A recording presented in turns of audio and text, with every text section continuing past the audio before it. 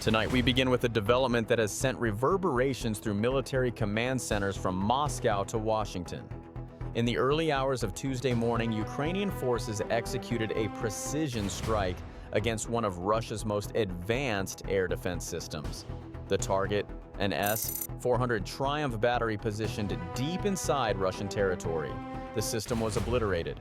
But what happened next has analysts far more concerned than the strike itself. This wasn't just another attack on military infrastructure, this was a calculated demonstration of capability.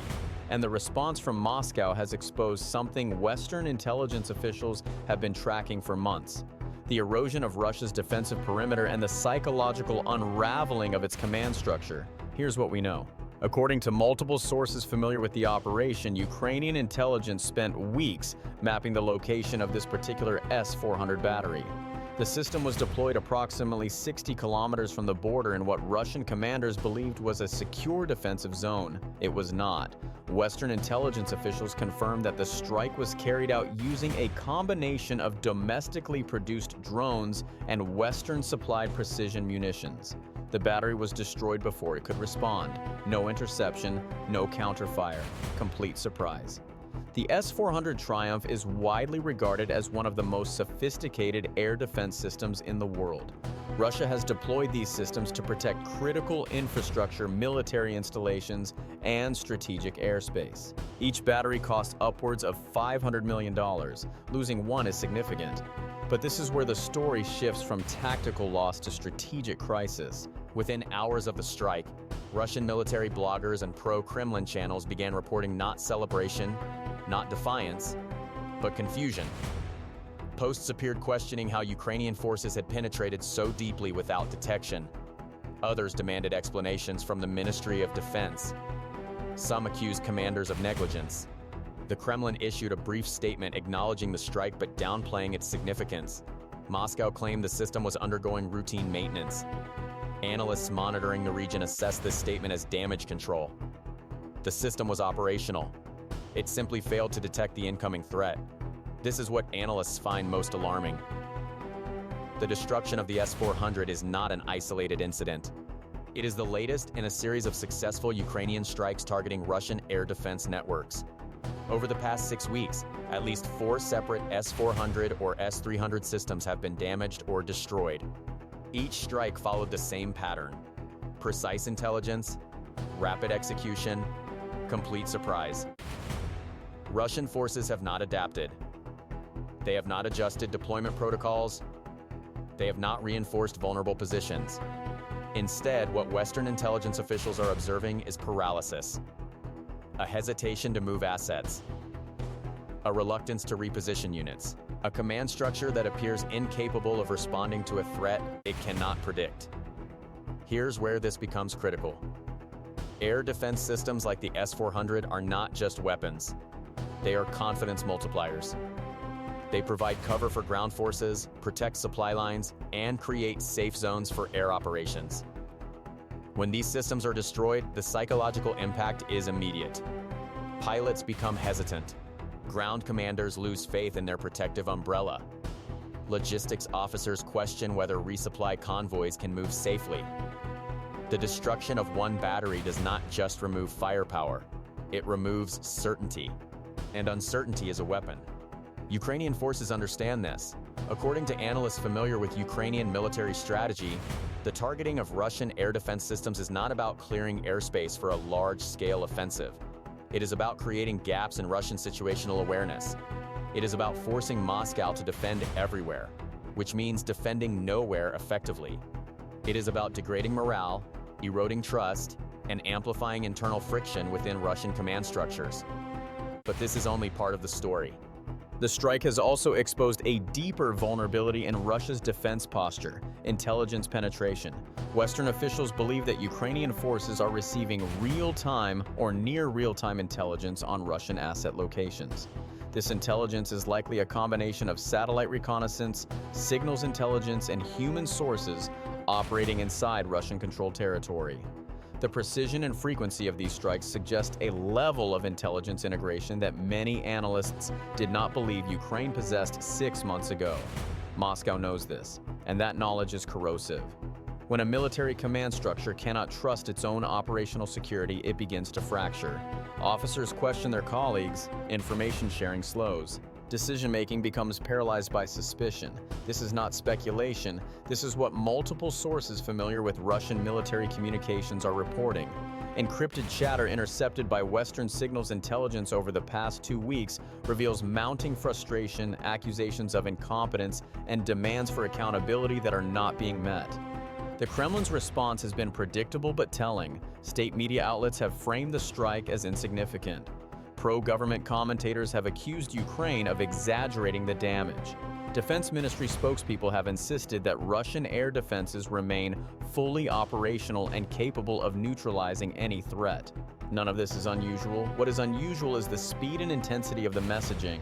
Moscow is not simply denying the strike, it is attempting to control a narrative that is already unraveling domestically. Here's why that matters. Russia's war effort depends on maintaining the perception of strength, not just internationally, but internally. When that perception erodes, the consequences ripple outward. Recruitment becomes harder, public support weakens.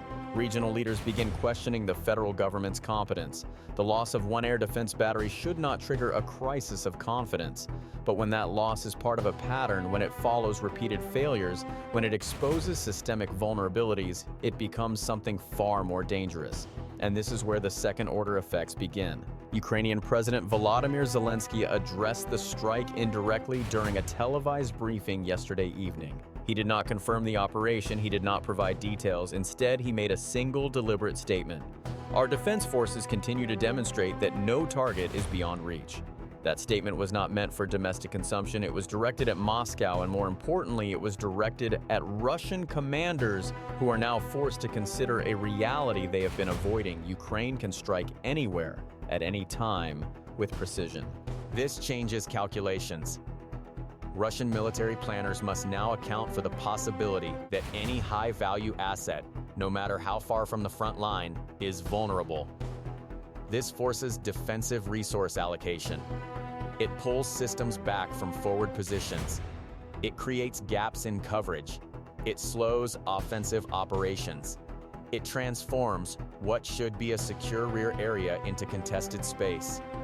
And contested space requires manpower, surveillance, and constant vigilance, all of which are finite resources. But there is another dimension to this development that analysts are watching closely: escalation risk.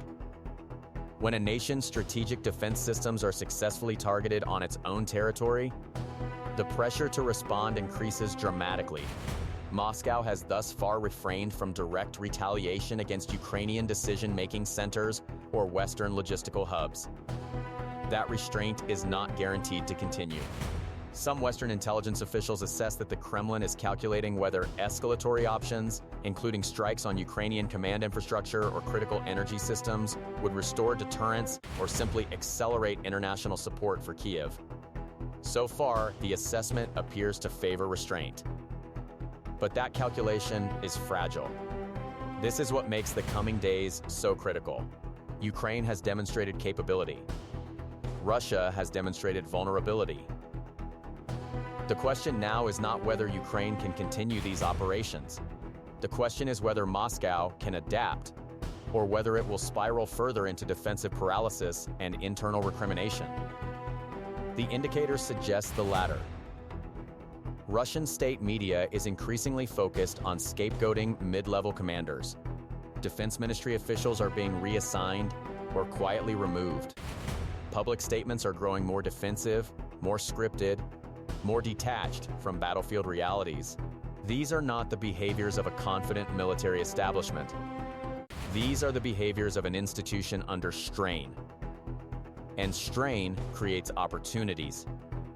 Ukrainian forces are not pausing to consolidate gains. They are accelerating operations, targeting additional air defense nodes, striking logistics hubs, disrupting supply lines. Each operation is designed not just to inflict damage, but to compound the psychological pressure on Russian forces, to force mistakes, to degrade cohesion, to make every decision harder, every movement riskier, every assumption suspect. This is asymmetric warfare at its most effective. The destruction of the S-400 battery will be remembered as a tactical success, but its strategic significance lies in what it reveals: a Russian military that is reactive rather than proactive, defensive rather than adaptive, and increasingly unable to protect its own critical infrastructure. Western officials assess that this trajectory is unlikely to reverse without significant structural reforms within Russia's defense establishment. Reforms that would require time, resources, and political will that Moscow does not appear to possess. The next 72 hours will be decisive. Intelligence analysts are monitoring Russian force repositioning, communications intercepts, and public messaging for signs of escalation or further paralysis. Ukrainian forces are preparing follow-on operations, and Western capitals are recalibrating their assessments of Russia's defensive resilience. This story is far from over. The strike on the S-400 was not an endpoint. It was an inflection point. And what happens next will determine not just the trajectory of this conflict, but the credibility of Russia's military establishment and the durability of its strategic posture. We will be watching closely.